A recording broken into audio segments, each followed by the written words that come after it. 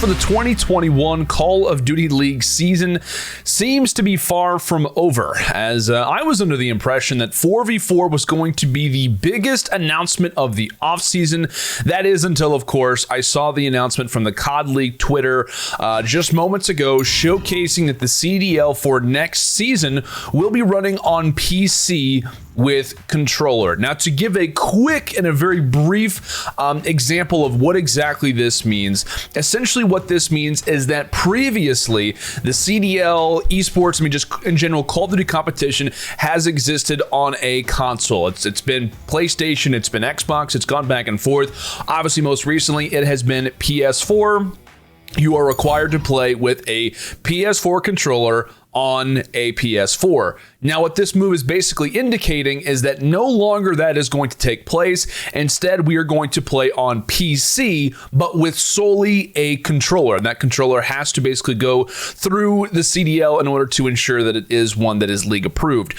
So this is a big deal, right? I feel like some people aren't fully understanding how big of a move this is. I don't know if I might go on the limb and say this is maybe bigger than the 4v4 change. Again, it's hard to fully describe what exactly this move means, because it's going to take a lot of future. I'll say this, whenever you're talking about this move specifically, you're not going to realize how big of a deal it is until it's actually in motion. So again, I didn't expect this move. I did not expect this move. I didn't think this was going to be something that was happening. And the primary reason for that is because of the Sony deal, right? CDL and Sony, it has been the biggest deal for the longest time, right? CDL, CWL, the esport in general has had a deal with Xbox or PlayStation really since the scene developed in like 2012, 2013. If you go back and look at all the world championships, they are presented by Xbox, presented by PlayStation, things of that nature.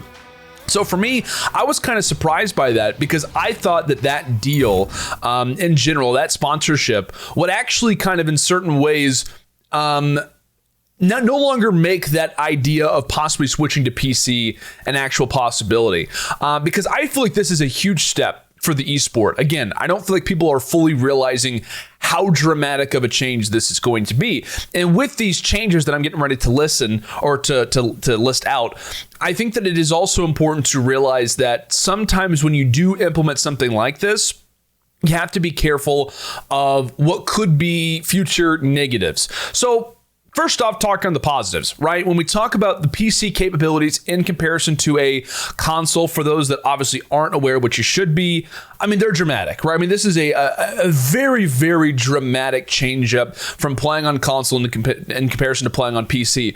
If you have played Modern Warfare specifically on console in comparison to PC, it is a major, major difference, right? I feel like in general, for just the first thing to talk on, the graphic capabilities, right? You have so much customization now as a professional COD player that you didn't previously have, right? You were set on the limitations of what a console can provide you with. And that's just the console to PC situation that you have from time to time, right? You have to deal with what a PlayStation or what a console is going to give you in comparison to a PC. A PC is rapidly expanding all the time. Obviously, if you follow the graphic card changes that are coming out, just massive changes within just a year from one another. And for PlayStation, for Xbox, for consoles, you're limited, right? Because you have that set of hardware that cannot be changed until the next one comes out, which normally has, a few years in between the new releases. And so I think in terms of being a Call of Duty esports player, what this means for the esport, this is massive, because now you have the ability to play Call of Duty visually, really just the game itself at the highest level possible. And when I say the highest level possible, at the very best the game can be. You now have the ability to do that. And I'm not sure if the CDL in this case is going to ship out PCs that have specific specifications on them that indicate, hey, you cannot go over this limit, you can't go over this, et cetera, which we'll get into kind of more talking on in the future. But I just think really what PC can provide you with is so monumental that this changes the esport, kind of looking on. And with us being online as well, for the immediate future until we know kind of further news, this is also massive because, again, you're playing console online. It's never going to be the greatest of situations. Playing online is never the greatest of situations, but we have to do what we can do right now. And I feel like implementing PC is so important for players when it comes down to the way that the game feels. Also, by the way, better networks, right? No internet caps for consoles. You can play not just the game from a graphics standpoint or from a frame perspective at the highest level, you can also get the best connection that you can. I know we saw a ton of different pro players talking on throughout this season, and really just in general for prior years on the online connection, the online server vetoes. I feel like that is going to be dramatically changed up, especially for this title and now being on PC. Now, also something to consider as well is that when you talk about the CDL, now I feel like you have the best chance possible because you learned from year one. Now you're heading into year two, and you also have the ability to possibly implement things like pause features, right? That is something that I said coming into this online league was that I feel like the most important thing was a pause feature. And again, it's hard because, again, the porting over of how that goes from a developer standpoint, from a PC perspective into a console, it may have not even been feasible.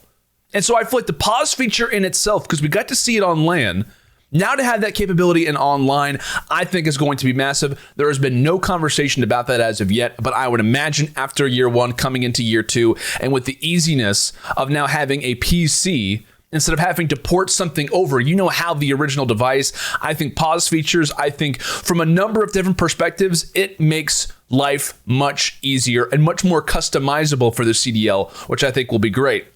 Obviously, we can talk on graphic elements in terms of frame rate, in terms of playing at different capabilities, FOV slider, things of that nature. But I do feel like the one thing that I am conscious of, and a lot of pro players have brought this up, and rightly so, is will there be a cap? Right. And I want to talk about a few other things, but I want to talk about this very quickly first.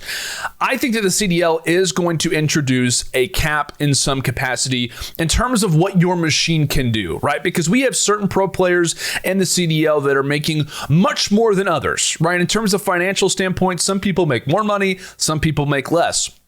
So in order to make sure that this doesn't become a situation where X pro player is playing at, 400 FPS on a 4K monitor, all of those things, I think that it would be smart to implement, at least early on, a cap of some sort that says, hey, you can't go above this FOV slider. Hey, you can't go above this in terms of frame rate. I think that, at least from my perspective, would be the best for players because it does not allow for players to have to spend thousands upon thousands of dollars to ensure the fact that they can be a pro or that they can kind of hang with other pros. In my personal opinion, I'll say this, my personal opinion is that we could see the CDL possibly ship out PCs, or they could maybe hand out certain things in order for organizations to kind of better understand exactly how they want this to run, to make sure that people are all on the same playing field, because that is what you want as an esport. You want for every single person to be in the most similar environment that you can, and to try to make sure that everyone is playing in the exact same environment possible.